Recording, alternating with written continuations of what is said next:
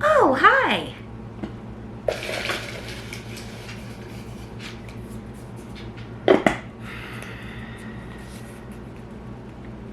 Sovereignty. You know what? Let's just so I can explain this in the way that I want to. One of my favorite things to do is read my dictionary.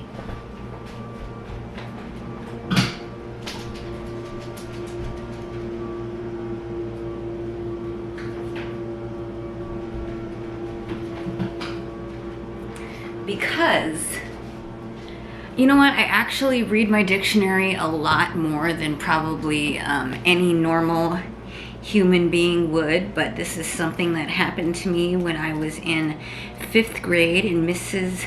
Barda's class, when I was obsessed with reading everything I could possibly get my hands on because I just felt like it was so awesome.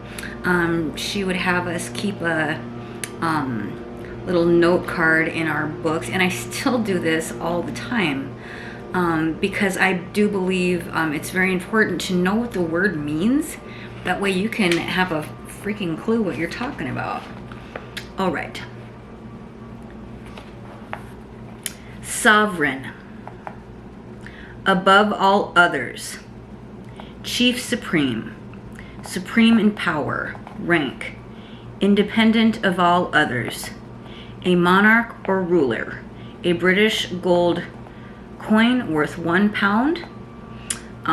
So sovereignty, the status, rule, etc. of a sovereign, supreme, independent political authority.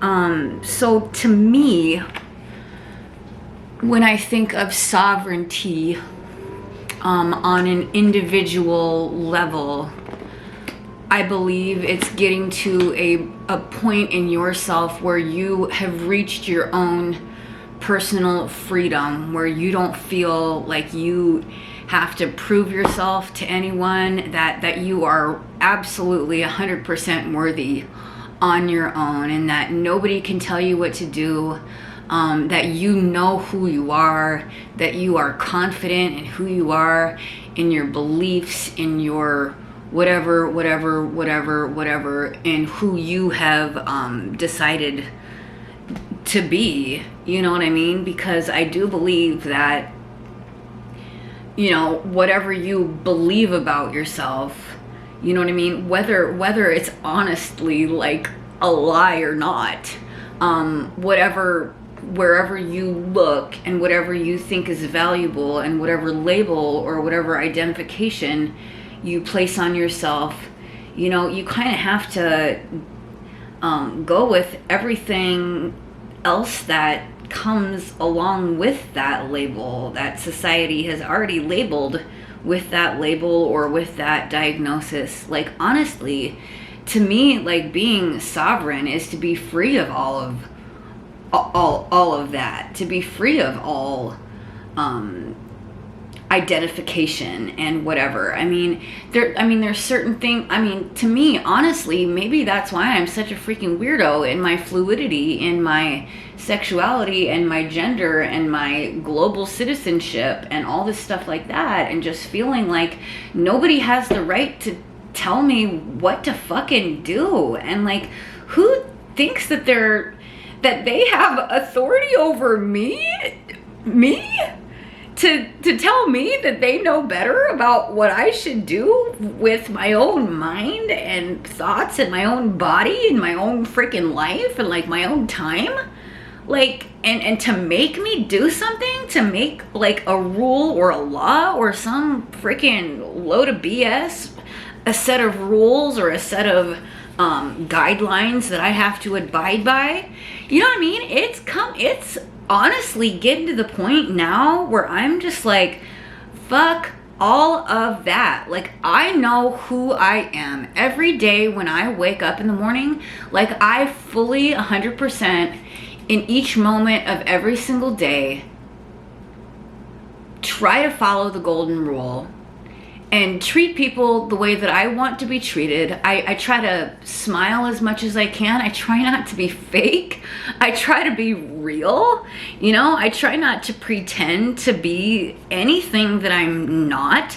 You know what I mean? The way that this silly planet is that we're on, you know, I believe that so many people look to outside forces and outside influences to tell them, you know, what they should be wearing, how they should be acting, what they should be eating, like how they should be feeling. What's this? I need to go to a therapist to make sure that really? Not that I'm saying that going to a therapist or anything is bad, but if you're, you know, I mean, if you're gonna not be able to have a fucking brain of your own and discern on your own what is good for you about what you're thinking and what you're doing, like, there's so much rehashing of the past that I could do. But is it really going to benefit me, or do I just fully 100% need to let it go? Now, I do believe that there are things within our like subconscious and stuff like that that we hold on to and that we might not even be aware enough about, but there's things such as EMDR therapy and things such as tapping or different alternative therapies that you can actually. I've been trying different releasing techniques that I have like really come up with on my own that make me feel so much better, you know, like really taking the moment to like put yourself back in that place of where you were feeling, you know, traumatized or abused or whatever, and just really like going back and like fully like this is where it is. It's like if you want to be free within your own self, you need to let that shit go. You know what I mean? I think so many people are so confused about what forgiveness is. If somebody wants my forgiveness for something that they did to me, they want me to release them for their own benefit. That way they can be, oh, phew, oh, good. They're not holding that against me. I don't really think that is how that shit fucking works at all. You know, and honestly, I'm gonna be completely honest with you. You know, unless somebody can admit what they've done, like there's this couple instances in my life where I have endured things that should not have happened to me,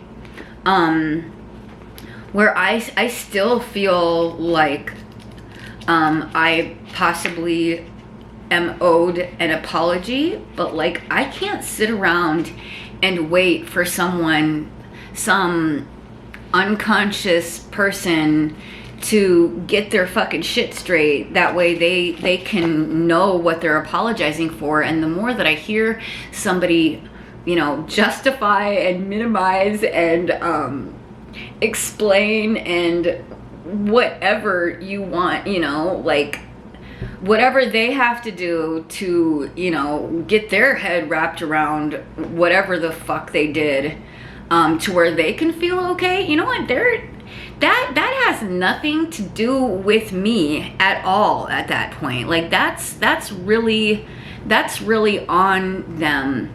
Now, like in the cases of, you know, being sexually abused or raped or going through situations where domestic violence or narcissistic abuse or things that really like are full-on abuse, you know, that maybe there's no excuse for it. Like, I mean, I don't know, like, are there things that are unforgivable? You know what I mean? Like, are there things that have happened to me? First of all, like, I don't believe that there's anything that I didn't fully know, you know, that I wasn't prepared for when I got here to this planet. Because here's the thing too, I truly believe that every experience that I experience, every experience that of suffering that other people endure, I kind of believe, like, I'm just gonna say it, like, you gotta take ownership for somewhat attracting that to yourself, or you have to take that experience, that horrible experience, and be able to look at it in a way to where you can learn absolutely something from that, to where you can become strengthened by going through that experience. And that's like the self-discovery, and that's like the sovereignty of the freedom of just loving yourself, just simply loving yourself, just saying, I am worthy of love. Whatever happened to me, I did not deserve that. I did not ask for that. But at the same time, like, if you are put in this situation and you don't do anything before it happens, I mean, say that you're a child and like something happens to you and you've like tried to tell someone or whatever too. Like, that's, you know, when you're a child and you're under the age that you can protect yourself, and like it is up to adults to protect you. I think that is also kind of a super jacked up situation. But also, at some point in your adult existence, you need to take ownership of those experiences, and you need to fucking buck up and heal yourself and forgive for you. Just own it. There's no sense in running anymore. Owning it is the first step of healing it.